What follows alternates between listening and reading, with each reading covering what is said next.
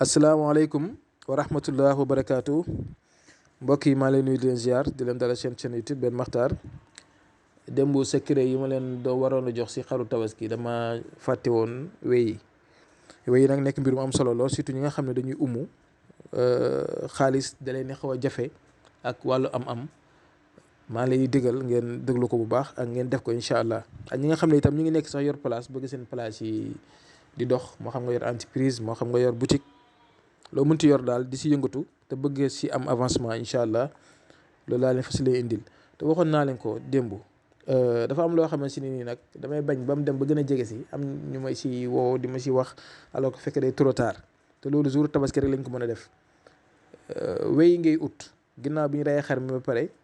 jëla si wéy yi comme ni nga ko gisee nii ngeen dindi ko bu ko dindee ba pare ngeen fereju ko def ko ay dagg-dagg yi sew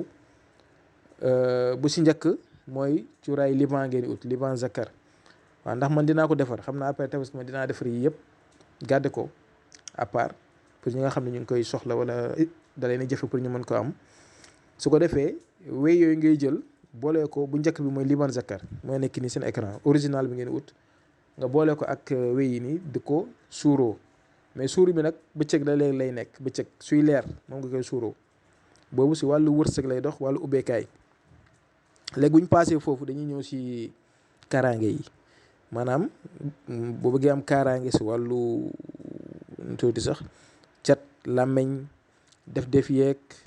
yenn waxi sew yeeg nit ñi seen muulu yu lay muulu wala itam nga santi ne yow mii dara dox si yow da nga tëju si yu bari dafa am nit ñoo xam ne yàlla moo leen bindee noonu même booy utiliser benn affaire sax foog nga continuer ko sinon boo arrêté rek ba affaire yu ñëwee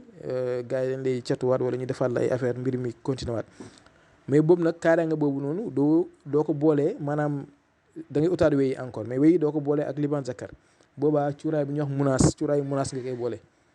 yii yëpp après man dinaa ko defar réserver ko à part pour fexe na mën nañ si kii bu ko defee da nga jël cuuraay munaas boo ak wéy itam boole ko mais bii yoon doo ko suuroo bëccëg moom guddi rek lañ koy suuroo. bu guddi bi moo war a nekk pour kaaraange bi bu bëccëg bi moo war a nekk pour ubbeekaay bi su ko defee nag bu guddi bi balaa ngay tëdd bu dara desul du nga war a tëdd nga suuri si sa yaram yëpp su ko defee après nga dem tëdd nelaw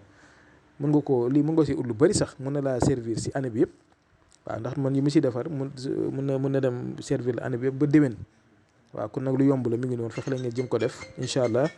su ko defee xam naa ne ma dinaa ñëw suba incha allah si beneen secret bu neexee yàlla suñu borom incha allah